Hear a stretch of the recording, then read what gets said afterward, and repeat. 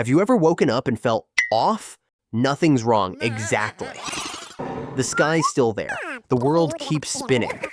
But something in you feels out of sync. Like you're here, but not really here. You get up, go through the motions, answer messages, maybe even laugh when you're supposed to. But inside, it's quiet, not peaceful quiet. More like something's missing, like your soul took the day off and forgot to tell you. And somewhere in the back of your mind, a small voice asks, why don't I feel like myself anymore? Life in autopilot mode. Picture this. You get ready for work, exchange hellos, scroll past social updates, laugh on cue when you're supposed to.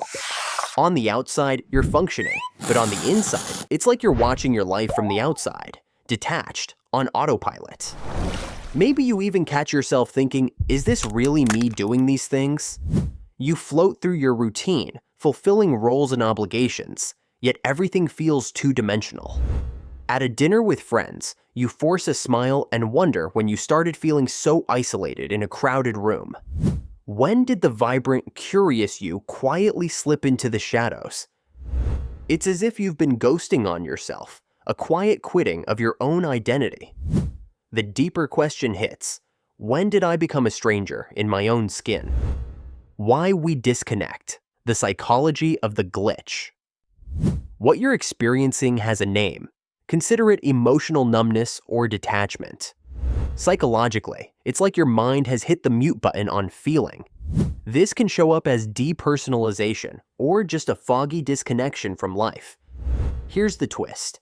This glitch is often a protective mechanism, not a personal failure.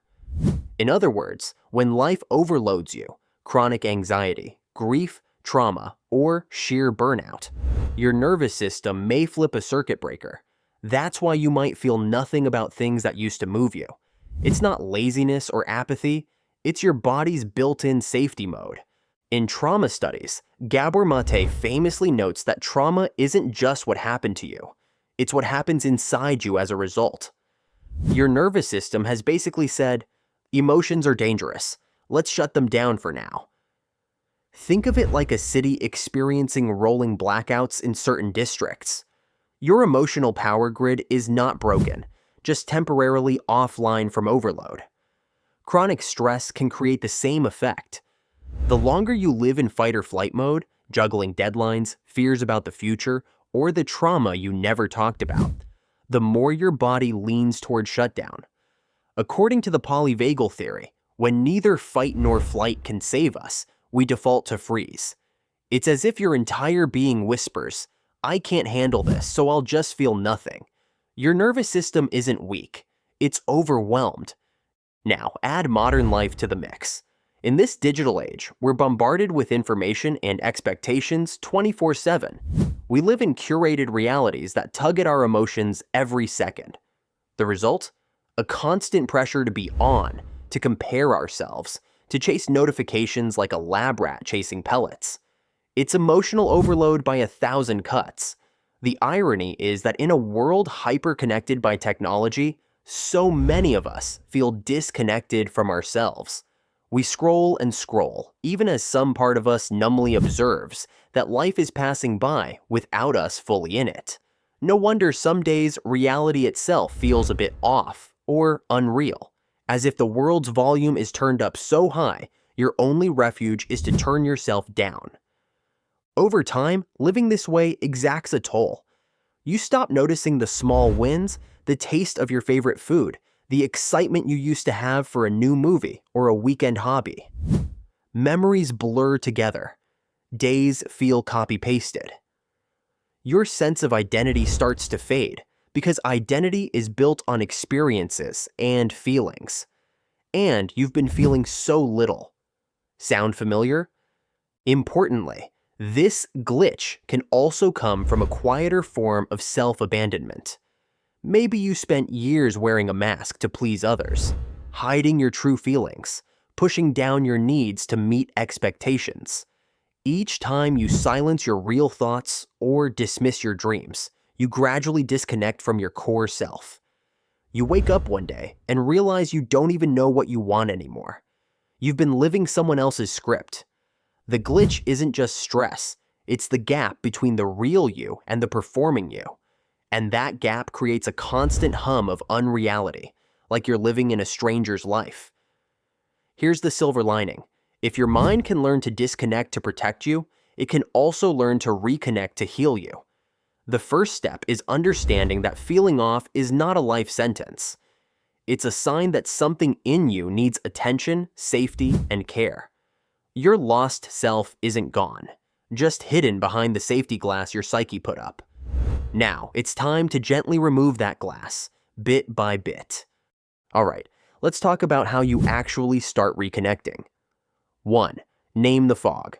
One simple trick, just label the feeling, even if it's, I feel absolutely nothing. Sounds weird, right? But naming tames chaos. Say quietly, I'm noticing numbness, it's just protecting me. Instead of spiraling into self-judgment, you shift toward awareness.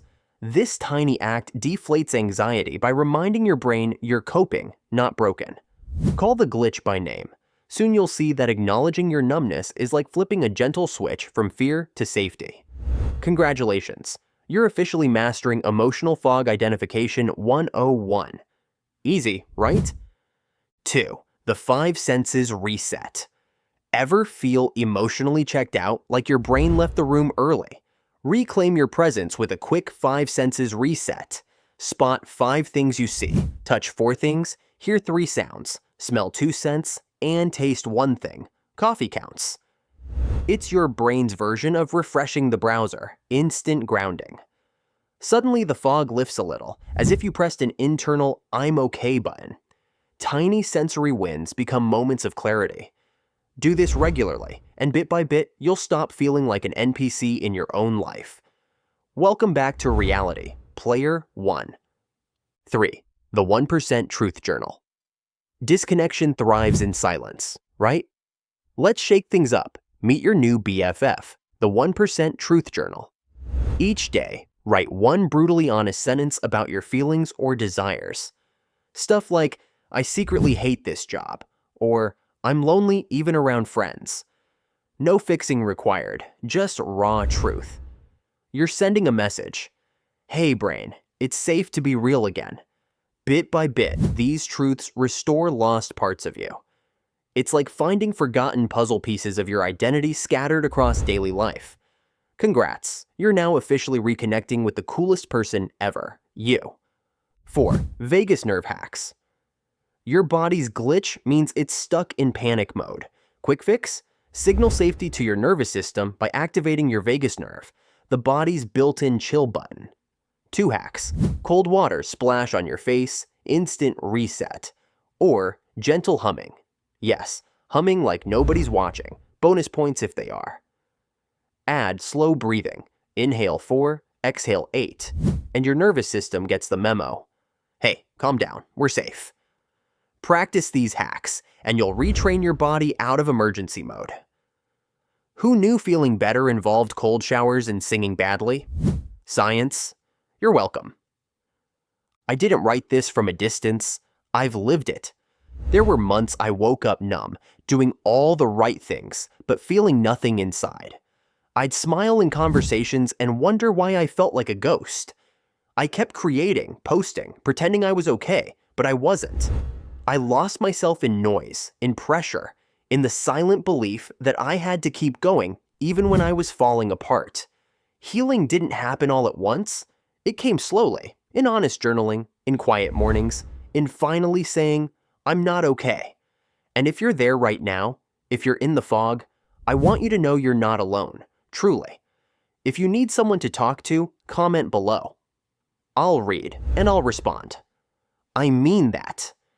And if this video helped you, please share it, not for me, but because someone out there might be silently drowning the way I once was. One quiet share could be the lifeline they never knew they needed. You matter. You're not broken. You're just finding your way home.